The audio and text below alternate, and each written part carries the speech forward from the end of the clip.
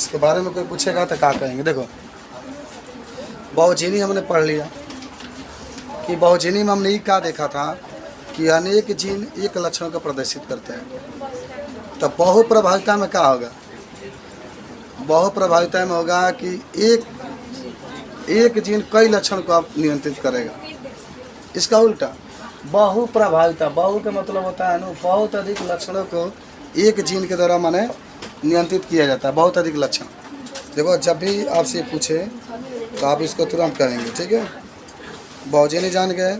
अब हम लोग बहुप्रभाविता के अगर कोई पूछता है तो आप कहेंगे कि जब, सुनिएगा ध्यान से, जब माने एक एकल जीन अनेक फिनोटाइप लक्षण को एक साथ नियंत्रित करता है। अनेक फिनोटाइप का मतलब जानते हैं ना, जो लक्षण दिखाई देते हैं उन सब का नियंत्रित करता है, तो उसी को हम लोग क्या कहते हैं? बहुप्रभावी कहते हैं। माने एकल जीन का मतलब होता है कि एक कोई जीन है। देखो, जो भी पढ़ रहे हो उसका पहले भाव समझो, इसका अर्थ समझो कि आखिर ये क्या कह रहा है। तब बहुप्रभाविता का मतलब होता है कि अनेक जीन, बहु के मतलब अनेक जीन नहीं, अनेक लक्षण को, प्रभावित का मतलब लक्षण, अनेक लक्षण को केवल एक जीन के द्वारा नियंत्रित किया जाता है। लक्षण का होता है फिनोटाइप का नाम सुनेंगे, जिसको आप दृश्य प्रारूप भी कहते हैं। तो केवल एक जीन के द्वारा नियंत्रित किया जाता है, तो उसी को क्या कहते हैं? बहुप्रभाविता कहते हैं। और जो जीन इस लक्षण को प्रदर्शित करता है उसको बहुप्रभावी जीन कहते हैं। उसको क्या कहते हैं? बहुप्रभावी जीन। अंग्रेजी में देखें ना, लियोट्रॉपी कहा जाता है। पी आपका साइलेंट हो जाता है, पी आपका साइलेंट हो जाता है, लियोट्रॉपी इसको कहा जाता है। जरूर आप याद रखें। याद हुआ क्या कहा गया?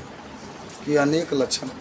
देखो, बहुप्रभावी का मतलब होता है कि अनेक लक्षण को केवल एक जीन ही नियंत्रित करता है, तो उसी को हम लोग क्या कहते हैं? बहुप्रभाविता। जैसे एक रोग होता है, उसका नाम होता है फिनाइलकीटोनुरिया। किताब में आप आगे पढ़ेंगे। इस चैप्टर के अंतिम में जब आपको मैं पढ़ाऊँगा लिंग संलग्न रोग के बारे में, जब लिंग संलग्न रोग आएगा ना, तो उसी में आएगा फिनाइलकीटोनुरिया। थोड़ा सा हमारे एग्जाम्पल के हिसाब से ये दिखाया गया है कि बहुप्रभाविता में जो सबसे अच्छा इसका उदाहरण है फिनाइलकीटोनुरिया, ठीक है ना? यह एक एंजाइम के द्वारा रोग होता है जिसका नाम होता है एलेनिल हाइड्रॉक्सिलेट एंजाइम के द्वारा होता है, ठीक है ना? और इसमें एक जीन पाया जाता है और उस जीन में परिवर्तन जब हो जाता है तब फिनाइलकीटोनुरिया रोग हो जाता है। तो देखो, फिनाइलकीटोनुरिया क्या है? एक रोग है। इसको एक जो जीन होता है, इसका माने एक जीन इसको प्रदर्शित करता है, एक रोग है। लेकिन ये क्या करेगा मालूम है? फिनाइलकीटोनुरिया में आपका अनेक लक्षण प्रदर्शित करते, जैसे मानसिक मंदन बिगड़ जाएगा, शरीर का वृद्धि बिगड़ जाएगा, बाल कम हो जाएंगे। ये सब आपका रोग को ये क्या करता है? प्रदर्शित करता है। यही आपका होता है फिनाइलकीटोनुरिया। याद है? ठीक है, तो चलिए तो लिख लेते हैं इसके बारे में। कोई आपसे पूछेगा तो क्या कहेंगे? लिखो कि जब एकल जीन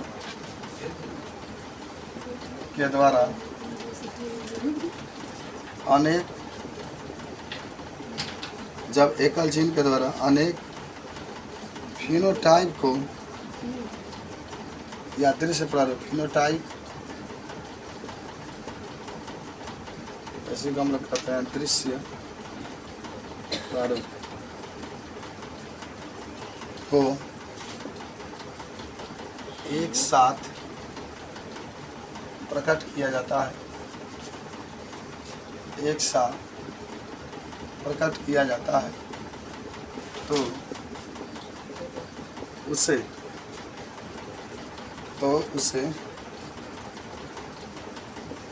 बहुप्रभावी जीन कहते हैं तथा इस घटना को बहुप्रभाविता कहते हैं।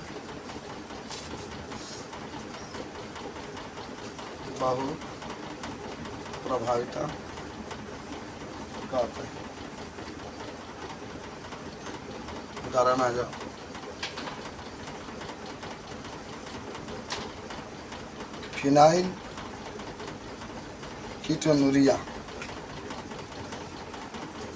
Phenyl ketonuria. ठीक है ना।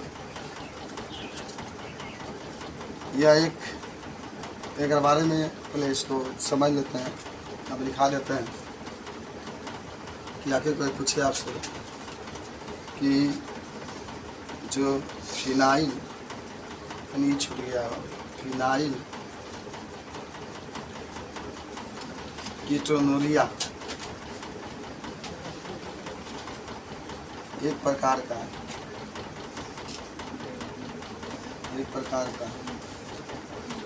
लिंग संलग्न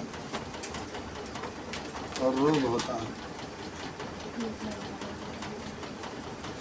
लिंग संलग्न रोग होता है। यह रोग फेनिल एलिनिल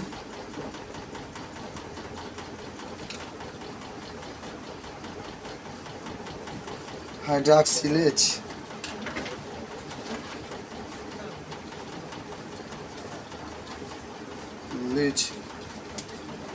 नामक एंजाइम के कारण होता है। एंजाइम के कारण होता है।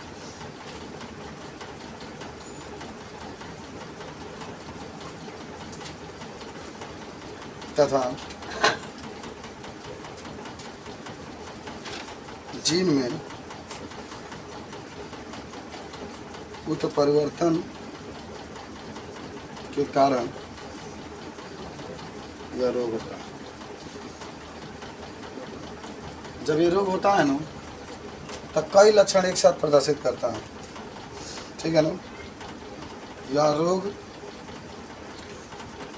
अनेक लक्षण, जैसे मानसिक मंदन,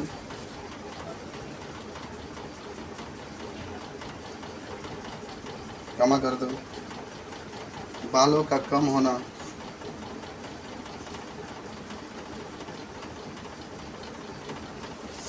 और क्षमा कर दो, त्वचा के रंग, त्वचा के रंग के लिए क्या होता है, उत्तरदायी होता है। तो देखो, जो बात हो रही है बहु प्रभाविता की, और आपने कहा कि जब एक से अधिक लक्षणों को केवल एक जीन के द्वारा ही नियंत्रित किया जाता है तो उसी को बहु प्रभाविता कहता है। आपने इसमें लिखा भी गया होगा कि जब एकल जीन के द्वारा अनेक फिनोटाइप, या जिसको आप दृश्य प्रारूप कहते हैं, तो एक साथ प्रकट किया जाता है, तो अनेक माने अनेक फिनोटाइप का मतलब होता है अनेक लक्षण को एक साथ जब प्रकट किया जाता है तो उसको बहु प्रभावी जीन कहते हैं, तथा इस घटना को बहु प्रभाविता कहते हैं। एक जीन रहेगा बाबू, लेकिन उसके द्वारा अनेक जो होते हैं आनुवांशिक लक्षण को, अनेक जो होते हैं लक्षण को, फिनोटाइप के लक्षण को प्रदर्शित किया जाता है, तो उसी को हम लोग कहते हैं बहु प्रभाविता। जैसे आप देख रहे हैं यहाँ पर कि एक रोग है फिनाइल कीटोनूरिया, और जो फिनाइल कीटोनूरिया रोग है वह एक प्रकार के लिंग संलग्न रोग है। आगे आप पढ़ेंगे चैप्टर के अंतिम में सब विस्तार से आपको पढ़ाया जाएगा।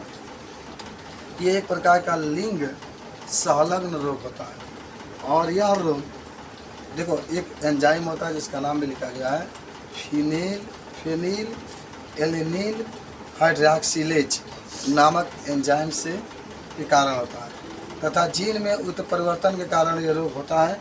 यह रोग अनेक लक्षण, जैसे मानसिक मंदन, देखो एक रोग है, एक जीन द्वारा ये रोग हुआ है, एक जीन में परिवर्तन होता रोग हुआ है, लेकिन अनेक ये दृश्य प्रारूप, अनेक माने दृश्य को दिखा रहा है। एक रोग है, कौन कौन दृश्य दिखा रहा है कि मानसिक मंदन भी हो जाएगा, माने दिमाग का विकास, बुद्धि का विकास नहीं होता है जब किसी के रोग हो जाता है।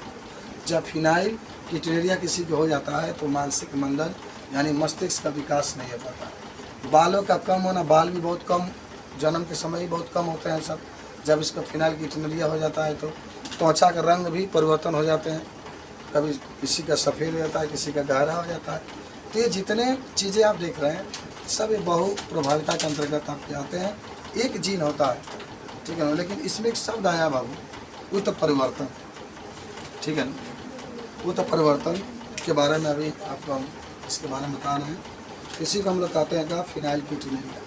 तो 2 टॉपिक हम लोगों ने कवर किया। देखो ये सब भुला जाते हैं, फिर आपको कभी टाइम मिलेगा 10 दिन 15 दिन के बाद तो फिर पूछा जाएगा सब बातें, तो आप इसको याद रखेंगे। बहुप्रभाविता का मतलब होता है कि बहुत अधिक प्रभावी लक्षणों को, बहुत अधिक जो लक्षण होते हैं, बहुप्रभाविता का मतलब यही होता है कि बहुत अधिक लक्षणों को केवल एक जीन के द्वारा, केवल एक जीन ही उसका नियंत्रित करता है, केवल एक जीन के द्वारा प्रदर्शित किया जाता है, जिसको हम लोग बहुप्रभाविता कहते हैं। जैसे फिनाइलकीटोनुरिया आप याद रखेंगे, एक प्रकार का रोग होता है जो कि फिनिल एलिनिल हाइड्रॉक्सिलेज नामक एंजाइम के द्वारा होता है, और जीन में परिवर्तन के कारण ये रोग होता है। यह एक रोग है, केवल एक ही जीन में परिवर्तन के कारण ये रोग होता है, लेकिन ये अनेक लक्षणों को प्रदर्शित करता है।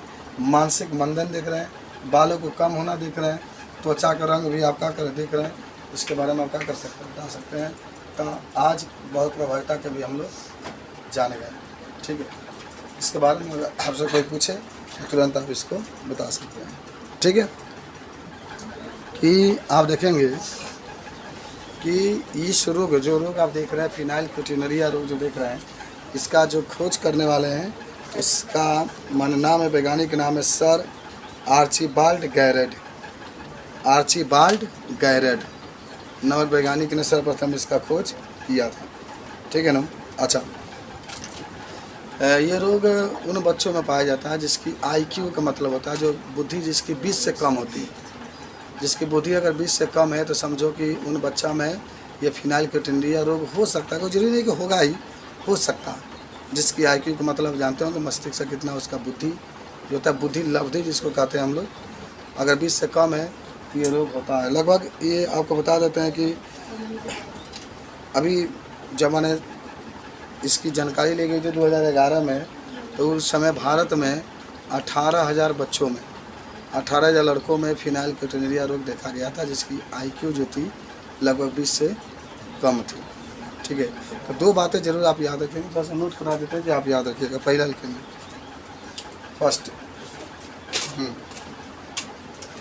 देखना कि यह रोग अप्रभावी जीन के कारण होता है। पहला ये बात याद रखें। देखिए क्वेश्चन पूछा जा सकता है कि फिनाइलकीटोनुरिया जो रोग होता है प्रभावी जीन के कारण होता है कि अप्रभावित, आप याद रखेंगे अप्रभावी जीन के कारण होता है सब, ठीक है ना। तो ये पहला बात होता है कि यह रोग अप्रभावी जीन के कारण होता है। दूसरा आइए, यह रोग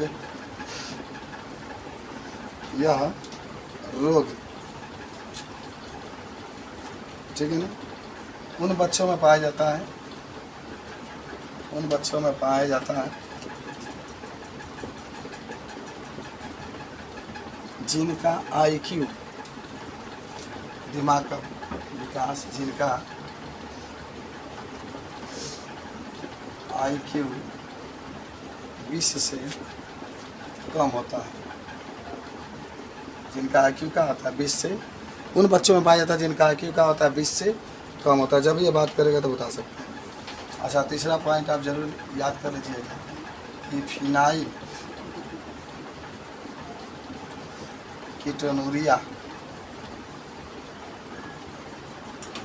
रोग का पता सर्वप्रथम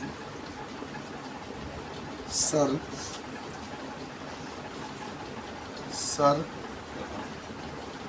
आर्चिबाल्ड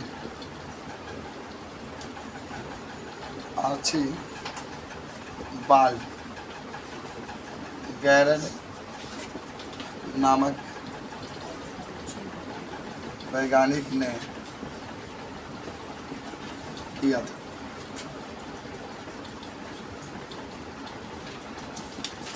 ठीक है। बात याद रखेंगे इसमें। चौथा लिखेंगे फिनाइलकीटोनुरिया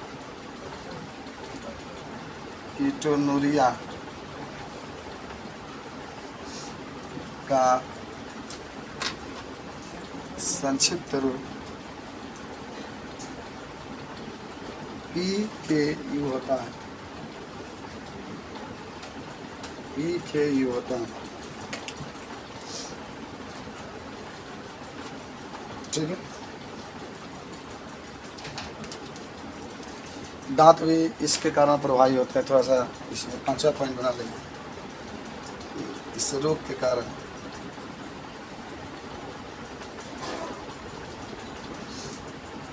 बच्चों का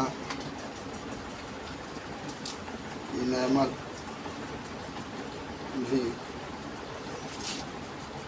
कमजोर हो जाता है। चलिए, तो बात रही इसमें कुछ मुख्य मुख्य पॉइंट की। तो पहले हमने देखा कि अगर फिनाइल कीटोनुरिया किसी को होता है तो क्या होता है।